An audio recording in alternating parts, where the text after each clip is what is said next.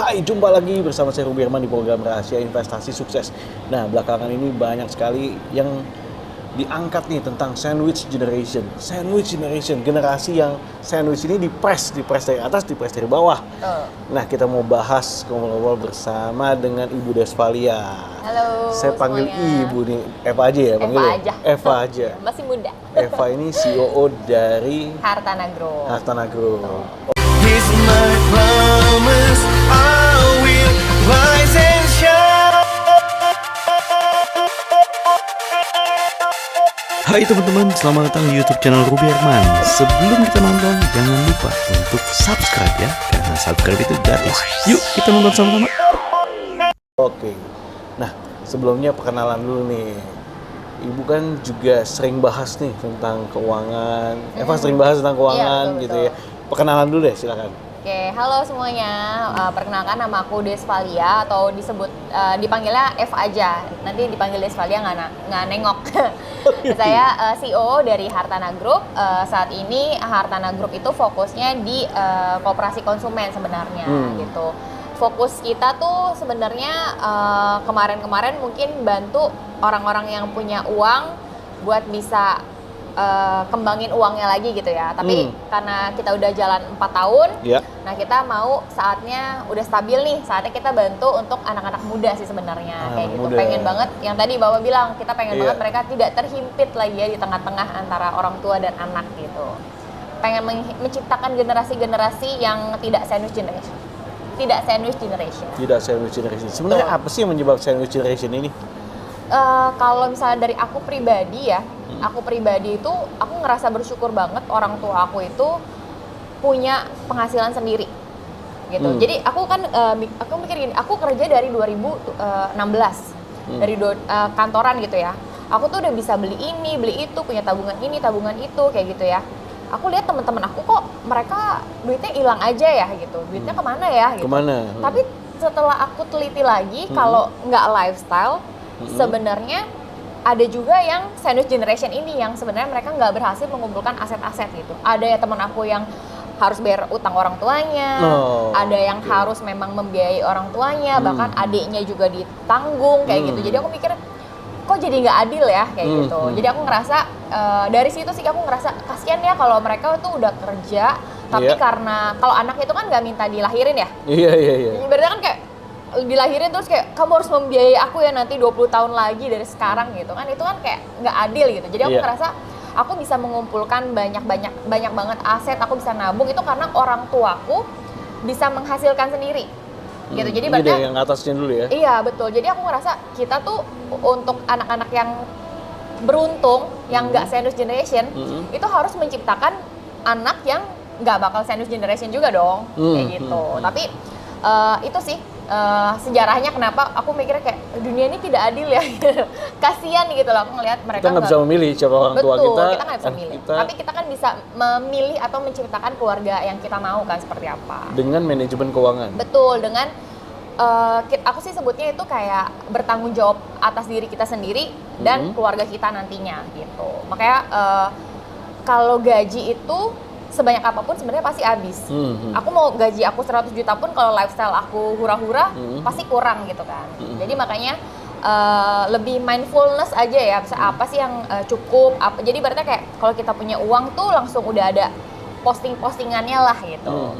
Berapa buat nabung, berapa buat invest, berapa buat hura-hura. Nah hura-huranya itu sebenarnya harusnya di belakang. Kalau anak muda sekarang kan hura-hura, kalau udah sisa baru nabung. Gitu. Nah kalau udah terjadi sandwich generation, apa yang harus dilakukan? Kalau misalnya udah di sandwich generation sebenarnya nggak terlalu banyak yang bisa dilakukan. Nggak terlalu banyak. Nggak bisa terlalu banyak. Tapi yang paling penting itu atur cash flow sih sebenarnya. Atur cash flow. Jadi kalau misalnya aku selalu bilang anak-anak muda itu jangan dikit-dikit investasi. Jangan ya. Jangan dikit-dikit investasi. Justru yang perlu dirapihin pertama kali itu justru cash flow-nya. Cash flow-nya lancar gak gitu kan? Tiap bulan masih ada sisa gak untuk ditabung, buat apa gitu kan? Cash flow udah lancar, mulailah nabung. Baru mulai nabung gitu. Betul. Baru mulai nabung, belilah asuransi. Aku bukan agen asuransi ya. Tapi aku selalu make sure setidaknya punya asuransi lah. Saya punya asuransi. Asuransi kenapa? Aku asal bilang, walaupun dari kantor dapat asuransi, tapi kamu nggak tahu berapa lama kamu kerja di sana. Kalau misalnya kamu setia pun, kalau perusahaannya nggak bangkrut, kalau perusahaannya bangkrut, kamu udah usia 35 tahun atau 40, mau beli asuransi itu mahal. Oke. Gitu. Jadi mumpung masih muda, belilah asuransi karena murah, tidak ada alasan lain. Kalau mau BPJS gimana? Kalau BPJS mungkin di belakang aja ngomongnya. Aku sih nggak terlalu saranin sih, soalnya Gitu gini. ya? Beli asuransi itu beli kebebasan sebenarnya. Oh, Kebebasan memilih. pikiran ya. Oh, kebebasan pikiran. Kebebasan pikiran gitu. Jadi artinya gini, kalau aku pun nih, aku nggak harus biayain orang tua aku karena mereka punya duit sendiri, mungkin lebih banyak daripada aku gitu ya. Tetap adik aku juga aku nggak perlu biayain gitu kan, masih dari orang tua. Nah, tapi tuh aku lihat gini, mama aku tuh nggak punya asuransi. Dia berpatokan pada aku punya BPJS, namanya juga kan orang dulu ya, kan nggak mau punya asuransi. Tapi aku mikir gini, Kak, aku tuh cash flow aku udah lancar, aku udah nabung, aku udah investasi. Aku rasa gini, kalau mamaku sakit, yang keluar duit pasti ujung-ujungnya gua gitu loh. Jadi aku mikir, daripada gua bayar boom gitu kan 100 juta, ya mendingan gua cicil deh 2 juta sebulan. Oh, buat asuransi. Betul, jadi itu Jadi tambah lengkap lagi ya. tambah lengkap Selain lagi. punya BPJS tambah lengkap punya lagi. asuransi. Kalau misalnya kita udah cash flow kita lancar, kita punya asuransi, terus kalau misalnya punya duit lebih, kalau orang tua belum punya asuransi, mendingan diasuransikan. Oke. Itu karena kebebasan gitu. Jadi kalau misalnya aku lihat ya kayak banyak banget yang rumah tangga cerai, itu salah satu faktor terbesarnya tuh karena ekonomi. Ekonomi, Ya, keuangan. jadi sesimpel gini deh, kayak kita lagi sakit gitu, tapi kita nggak punya duit kayak gitu kan. Pasti kan kayak kita berharap pasangan kita bantu kayak gitu. Ya udah pasangan kita bantu, terus kalau misalnya kita sakit lagi, pasangan kayak lu sakit mulu kayak gitu kan. Kan jadi berantem, mana tahu kok punya asuransi kayak langsung masuk aja ke ini gitu. Pilih aja ya masuk mana. Masuk aja gitu. Makanya sebelum aku nikah, aku langsung tanya sama pasangan aku, punya asuransi gak? Asuransinya kelas berapa? Punya uang pertanggungan berapa? Belum punya, aku bikin. Aku bikin dulu. harus sama dong kan sepadan. Sepadan dunia dan akhirat. Good. Dan Itu dia, ya. dan juga kalau misalnya aku tuh sampai ekstrim sih, keluarga lu ada asuransi gak? Keluarga punya asuransi. Soalnya sering banget kan yang bercerai itu, kalau misalnya mama papanya satu sehat, mamanya papanya satu lagi sakit kayak gitu kan. Nah itu banyak banget yang, duh gue bayarin mak lu mulu nih masuk rumah sakit gitu. Kalau ada asuransi kan yaudah masuk aja rumah sakit. Kan tinggal on bill gitu. Jadi maksud aku kayak something yang banyak banget orang tuh nggak kepikiran gitu. Padahal penting. Penting gitu. Banget. Jadi kayak kemarin nih suami aku masuk rumah sakit, ya udah masuk aja, nggak ada kepikiran, aduh harus jual apa ya gitu. Kenapa itu nggak boleh? Asuransi aku nggak saranin investasi dulu. Kalau investasi itu kan high gain, high return. Low risk, low return juga kan. Nah, kalau misalnya cash flow kita nggak lancar, pas misalnya saham lagi crash, kita akan panik kan. Kita panik atau nggak bisa kayak kita lagi butuh duit, cash flow kita nggak lancar, tapi sahamnya lagi crash, jadi kan rugi. Buat apa investasi gitu kan? Betul Lebih ke sekali. situ. Iya, ini mesti anak-anak muda harus tahu nih. Iya, betul. Jangan investasi dulu. Iya, nabung, punya asuransi, terus apa lagi? Baru boleh mulai investasi. Baru mulai investasi. Investasi pun aku selalu saranin itu piramid. Piramid, jadi ibaratnya yang gampang dulu, yang aman gitu, misalnya kayak investasi emas gitu. Itu baru tuh lapisan paling bawah. Jangan tiba-tiba kripto. Nah, kriptonya di bawah paling gede gitu. Nah, itu nggak bisa. Karena ibaratnya ada resiko kan. Ibaratnya kalau misalnya kita nabung emas aman, terus saham, baru kripto. Kalau kriptonya crash, masih ada saham, masih ada emas kayak gitu loh. Jadi kalau sekarang tuh malah piramida kebalik gitu. Piramida kebalik gitu. Main kripto. Ya kripto Akhirnya boncos gitu. ya. Pas ibaratnya crash atau apa, banyak banget kan yang lihat bunuh diri, stres, gila gitu. Karena itu sebenarnya mungkin cash flow-nya belum lancar, investasinya pakai hutang. Nah itu kan investasi pakai hutang tuh banyak banget kan. Orang ambil pas, oh ini kesempatan seumur hidup, lu pasti bakal kaya nih di tahun 2022 kayak gitu. Tahu-taunya ambil KTA terus tiba-tiba boom, hancur, crash gitu kan. Gak bisa bayar. Jadi kayak bertubi-tubi. Iya betul. Makanya investasi itu kalau keuangan kita udah plus, udah ada surplus kayak gitu. Gue setuju banget. Jadi itu ya, nabung, baru pelan investasi emas. Iya. Kalau properti menurut gimana? Properti bagus. Jadi gini, menurut kalau aku sendiri ya, investasi pertama aku itu properti. Bukan emas tuh? Bukan emas. Oke, justru. properti walaupun. Jadi waktu itu nabung, kumpulin duit sama mantan pacar, nggak jadi nikah, gue DP apartemen. Wih. Gitu. Makanya nih buat cewek-cewek ya kalau dipacarin lama gitu kan, aku tuh kerja buat kamu gitu. Lihat dia kalau beli rumah tuh atas nama lo apa atas nama dia sendiri kayak gitu. Tuh gitu. Jangan mau aku kayak gitu soalnya. Aku udah bantuin kan namanya nggak cinta gitu kan ya, bantuin kayak gitu. Terus akhirnya pas putus ya dia punya usahanya makin gede, punya rumah, punya mobil. Sedangkan kita kan nggak punya apa-apa jadinya kayak gitu. Itu ya. Nah itu jadi investasi pertama aku tuh. Jadi cewek-cewek harus apartemen. punya investasi sendiri lah ya. Iya betul. Harus Aku tuh selalu bilang kayak cewek itu jangan berpatokan sama kata orang. Ngapain sih cewek beli rumah? Aku tuh waktu aku investasi rumah itu aku diomelin. Ngapain sih cewek ikut rumah? Pasti kan nanti ikut suami kan gitu. Ya kalau dapet gitu ya atau nggak bisa kalau suaminya punya rumah gitu. Jadi sebenarnya nggak ada salahnya gitu. Untuk mandiri. Untuk mandiri secara finansial. Menurut aku kesehatan rumah tangga itu kalau lebih sehat kalau ceweknya tuh berdaya. Sepadan gitu. Sepadan, iya betul. Lagi Jadi ya? kalau misalnya kayak sekarang nih banyak yang kasus selingkuh gitu. Kalau aku suami aku selingkuh, ya udah. Yang penting rumah ada. Iya, ibaratnya ya nggak kekurangan kok gitu. Makanya buat cewek jangan berpatokan nanti ikut suami aja kayak gitu. Kalau masih bisa cari duit ya cari duit aja. Cari duit ya. Wah, mantap itu ya. Anak-anak muda bisa ikutin tipsnya dari Eva nih. Nah, kemarin juga belum lama ini kita ada bisnis networking party nih di Victoria Square. Betul. Gimana nih pendapatnya? Kebetulan itu ada unit juga di sana. Oh, udah ada unit juga ya di Victoria Iya. Square. Ya?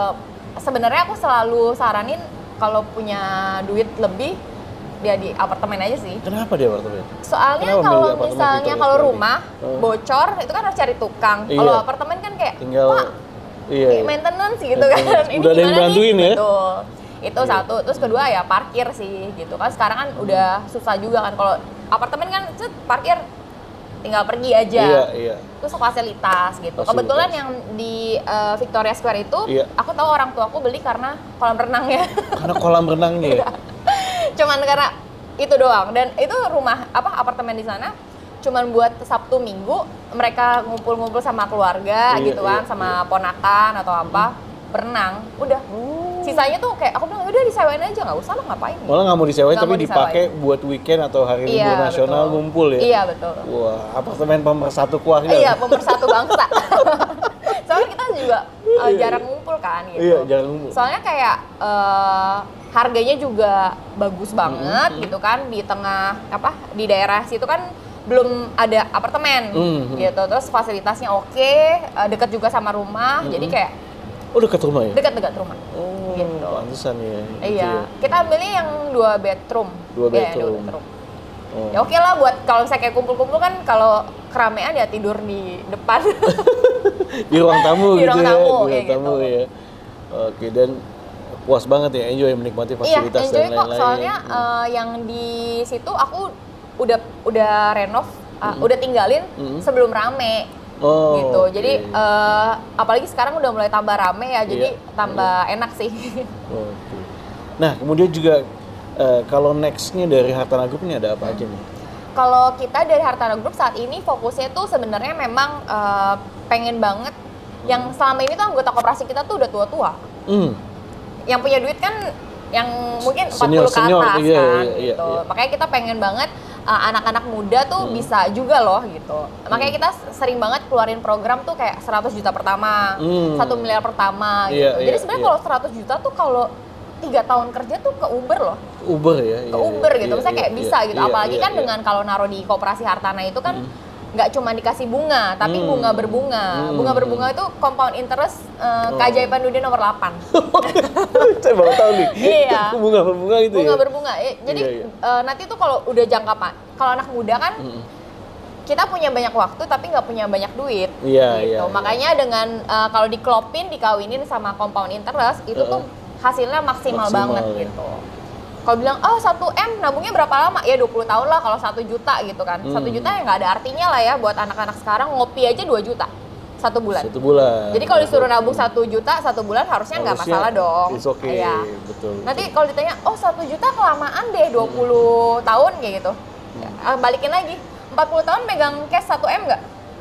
Belum tentu gitu. Belum tentu kan? Iya, iya. Aku selalu bilang kayak, coba deh tanya nyokap lo gitu. Iya, iya. 40 tahun Mendingan megang dari 1 start dari nggak sekarang gitu ya. Iya, betul. Mendingan start dari sekarang. 20 tahun kelamaan ya udah digedein aja. Mau nabung 3 juta, 5 juta, 4 juta. mungkin lebih cepat gitu. Wow. Nah, Jadi itu sih program-program yang kita iniin ya. Kita galakin gitu buat anak-anak milenial. digalakin ya. Iya, digalakin. Galak. Campaign kita itu Apa tuh? simpanan itu disisihkan, bukan disisakan. Oh, disisihkan. Jadi ibaratnya kenapa Iya, kita sebutnya iya, tuh cicilan 100 juta. Kenapa? Pas gajian yang dibayar apa dulu? Cicilan. Cicilan kartu kredit kan? Nah, Iya. iya gitu. Jadi itu ya? Jadi kita kan sebut customer service kita itu Hana. Jadi Hana itu sebelum jatuh tempo dia ini kan biasanya kan naruhnya cicilannya pas gajian kan? Iya. Sebelum 3 hari sebelum gajian, Ibu Desvalia jangan lupa bayar cicilan ininya gitu. Oh, udah langsung Udah langsung di WhatsApp. Diingatkan ya. Betul. Oke. Harus dipaksa. Nah, itu ya. Nah, kalau orang-orang pengen tahu tentang program tersebut, produknya di mana? Cen? Oke, semuanya informasi kita tuh jelas banget ada di website kita, Koperasi Hartana. Oke. Atau enggak juga bisa ke Hartana Group. Oke. Bisa juga cek di Instagram kita, Koperasi Hartana gitu. Wow, mantep. Ya. Kasih dong tips-tips sukses buat para anak-anak muda nih. Tipsnya Ala jangan, Eva. kalau menurut aku ya, Iya. jangan nyenengin orang lain sih. Gitu. Kadang-kadang kan kita suka beli barang atau apa buat nyenengin orang lain kan, kayak oh biar bisa fit in, biar bisa apa gitu. Sebenarnya kalau pas kita susah, pas kita miskin, mereka juga nggak peduli. Dalam ya. Iya, Tapi jadi kata-kata kayak bener sih. bahagiakanlah dirimu lah Bahagian diri gitu. sendiri. Terus apa lagi? Harus mulai pinter-pinter mikirin masa depan sih. Kita tuh hidup nggak cuma hari ini kayak gitu. Iya, iya. Jadi kalau aku sendiri nabung cicilan pendidikan anak Ada. bahkan sebelum aku punya pacar. Wih, tepat tuh. Gitu. Anak Tapi belum aku ada mungkin, udah aku dipersiapin. mungkin kayak bervisi kayak aku pasti punya anak nih gitu. Berarti pengalokasian ya? pengalokasian kayak gitu. Dari budget. Betul. Biasanya berapa persen kayak gitu?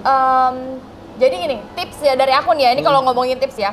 Kalau masih single dan kita memang itu nggak punya keperluan nggak punya kewajiban untuk bayarin orang lain, kita cuma diri kita sendiri. Tiap naik gaji tambah cicilan. Oh, Aku tiap selalu naik kayak gaji gitu. Jadi misalnya kayak aku nabung nih, aku beli apartemen. Iya. Aku beli apartemen gitu kan. Pas aku naik gaji, aku cicil mobil. Pas naik gaji lagi, aku beli rumah. Jadi ibaratnya duitnya tuh habisnya tuh di cicilan, tapi kan jadi aset kan. Iya, iya. Kayak gitu. Daripada kalau misalnya aku nggak beli apa-apa, nggak nambah cicilan, duitnya habis juga. Oke. Jadi kan mendingan, yaudah nih aku kayak, aduh ya ampun cicilan gue banyak banget gitu. Tapi ya kalau misalnya udah nikah itu kan beda lagi gitu. Makanya selama single dan kita memang nggak perlu biayain hidup orang lain, kalau naik gaji nambah cicilan. Nambah cicilan itu nggak harus yang jangka panjang ya, misalnya kayak cicilan emas kek, nyicil apa kek, nyicil aset lah gitu. Jadi berarti duit kita tuh udah habis aja gitu. Oke, dan produktif. Iya, produktif ya. Harus yang produktif gitu. Jangan investasi nanti ke brondong, ke apa itu kan, investasi bodong. Oh gitu ya? Itu investasi bodong, investasi iya. bodong ya? Pacaran jangka panjang juga itu sebenarnya investasi bodong kalau Wah, akhirnya. topiknya banyak di situ deh kalau itu. Jangan mau ya cewek-cewek, cowok-cowok juga jangan mau. Wow. Oke, kalau misalnya next planning ini ke depan ada acara-acara apa, event-event apa yang akan? Saat ini sih kita memang baru banget nih, masih keker juga nih, masih offline kan juga masih maju mundur gitu ya. Nah, sebenarnya sih kita paling ikut Parubi aja, ada event apa kita ramein hura-hara ya. Iya, banyak ya. Oke. Betul. Apalagi kan kita lagi mau garap UMKM juga Yes, kan, betul. di Victoria Square ya. Iya betul, di Victoria Square itu kayaknya pas banget ya, soalnya kan banget ya. padet juga Iya, di sana iya, kan, iya. dari Karawaci, Iya, Serpong, ya kan. Pas. Oke, kalau gitu thank you so much ya. Thank you so Eva, much. thank you so much menginspirasi para anak-anak muda supaya nggak jadi sandwich generation. Teman-teman, demikian video kali ini, semoga bermanfaat buat teman-teman yang ingin belajar lebih lanjut dan pengen tahu tentang tadi ya Koperasi Hartana, bisa langsung boleh. kepoin aja ya Koperasi Hartana, nanti saya kasih linknya. Sampai jumpa next episode, saya Ruby Herman, bye bye.